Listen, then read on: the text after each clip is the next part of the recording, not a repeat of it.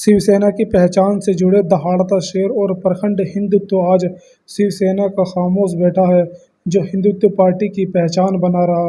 उसी हिंदुत्व के मसले में पार्टी अंतरिम कलह में ऐसे भंवर में फंसी है कि महाराष्ट्र की सत्ता से बेदखल होने की नौबत आ खड़ी हो गई है। शिवसेना के अध्यक्ष उद्धव ठाकरे के सामने अब मुश्किलें केवल सत्ता जाने की नहीं, बल्कि शिवसेना से कंट्रोल फिसलने की भी आ खड़ी हो गई है।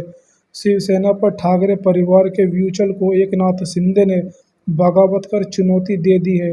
उद्धव ठाकरे डिफेंस मोड में दिखते नजर आ रहे हैं, तो वहीं बागी गुट ने एकनाथ शिंदे ने अपनी पार्टी की नियुक्ति भी कर दी है और शिवसेना के 50 से 55 विधायकों के समर्थनों का दावा करते हुए साफ कह दिया है कि हम धमकियों से डरने वाले नहीं हैं और न ही आपकी बातों से भौंकलाएंगे।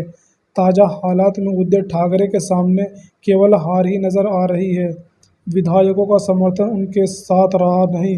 अगर वे बागियों के आगे घुटने टेक दें और महाविकास अखाड़ी से अलग होकर भारतीय जनता पार्टी से गठबंधन कर ले तो भी उनकी हार है। बागियों के खिलाफ एक्शन ले तो अखलात्मक आधार पर भारी पड़ सकते हैं। इसकी पार्टी पर कंट्रोल एक नई जंग शुरू हो सकती है। अगर मगर के फेर में फंसे उद्धव के सलाहकारों की बुद्धि भी भ्रष्ट होती हुई दिख रही है, तो वहीं रणनीतिकारों की रणनीति का भी कोई फायदा होता नहीं नजर आ रहा है। एक तरफ से अपने सियासी अस्तित्व को बचाने की कोशिश में जुटे उद्धव ठाकरे ने बागियों के सामने इमोशनल होकर देख लिया है, लेकिन उन पर कोई असर नहीं हो रहा। उद्धव ठाकरे ने मुख्यमंत्री आवास खाली कर दिया है। विधायकों के सामने आकर मुख्यमंत्री पद से इस्तीफा देने के लिए कहने की अपील कर दी।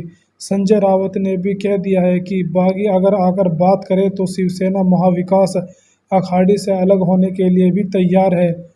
उद्धव कैंप की ओर से दांव पे दांव चल रहे हैं, लेकिन गुवाहाटी में डेरा जमाए बैठे बागी गुट कुछ भी मानने को तैयार नहीं है।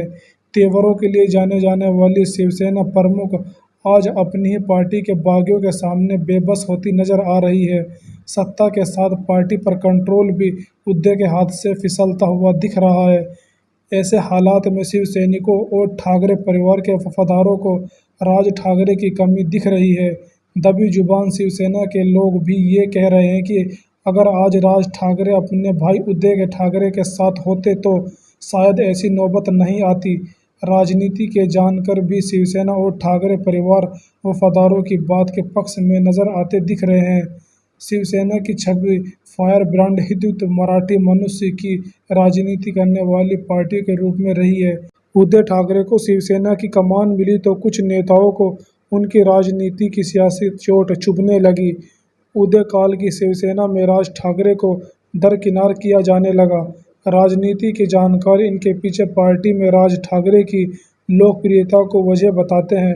मुंबई में ही रहने वाले राजनीतिक विश्लेषक अमिताभ तिवारी कहते हैं कि इनके पीछे बड़ी वजह राज ठाकरे के तेवर और उनकी पार्टी में उनकी लोकप्रियता थी।